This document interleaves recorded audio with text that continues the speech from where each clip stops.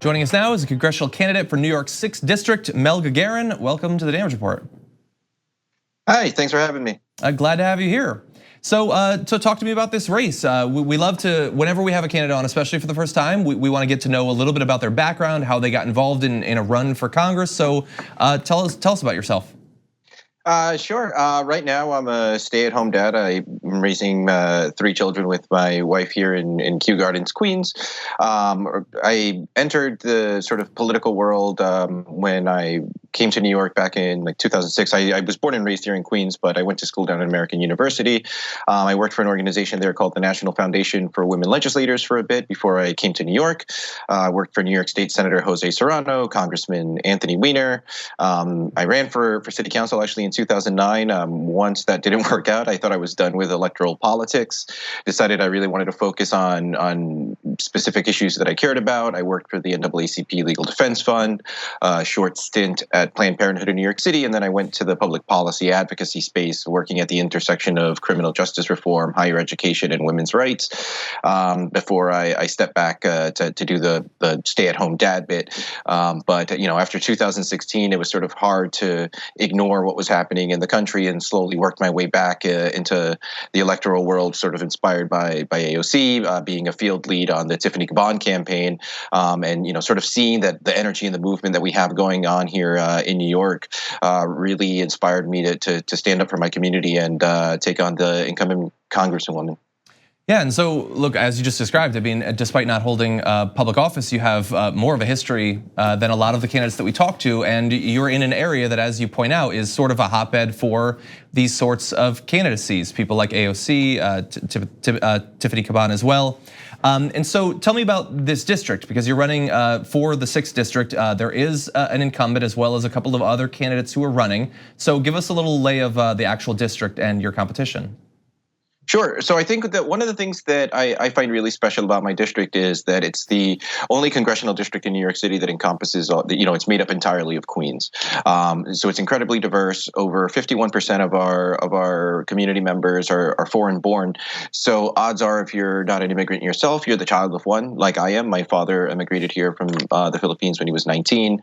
My mom was the child of 2 Puerto-Rican parents who came here to sort of start a better life. So it's an incredibly diverse, both racially, economically, and that it's the sort of the hotbed of sort of this progressive movement that we see happening throughout the country. I think, because I think 2020 is a very special year for progressive challengers like myself. Okay, and in terms of your platform, there are a number of things that you propose that a lot of our viewers are probably familiar with at this point, including Medicare for all, Green New Deal, free college for all, housing for all. But you also have this proposal, the Golden Years Security Act, that I'm actually not familiar with. So could you talk a little bit about that?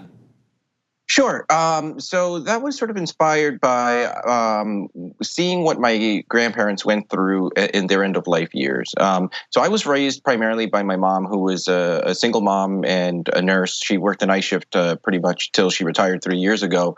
And when my grandparents entered their final years and had gotten ill, between my wife and my mom, we had a support network that was able to take care of them. Luckily, we had insurance because of my mom, but seeing what my grandmother went through after her surgery, when she was at a rehab facility for seniors, and seeing the nursing staff overworked and understaffed, led my wife and I having to sort of pick up some of the slack and bring in gauze to help change her wounds and clean her wounds and whatnot, and it really opened up my eyes to seeing the struggle that a lot of our elders face, even with Medicare, even with Medicaid, even with Social Security, and until we have Medicare for all, those gaps are going to continue to exist.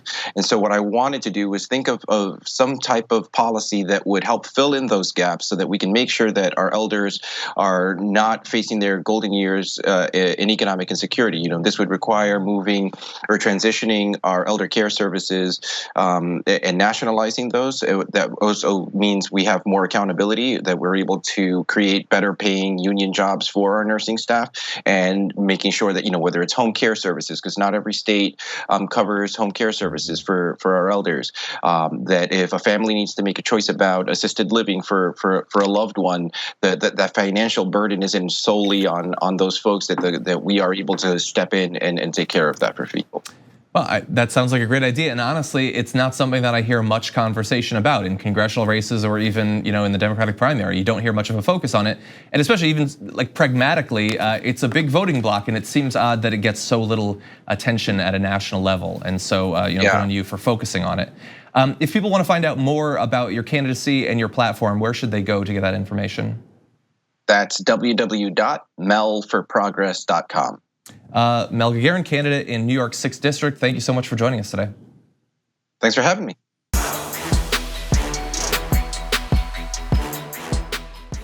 Check out the Damage Report podcast each day, wherever you get your podcasts, whether Pocket Casts or Stitcher or iTunes. You can join me as I give you the news and stories you want, with a range of co-hosts and interview guests jumping in on the fun each day. Again, that's the Damage Report, wherever you get your podcasts. And if you get them at iTunes, don't forget to rate and review. Sometimes I'll read them live on the show.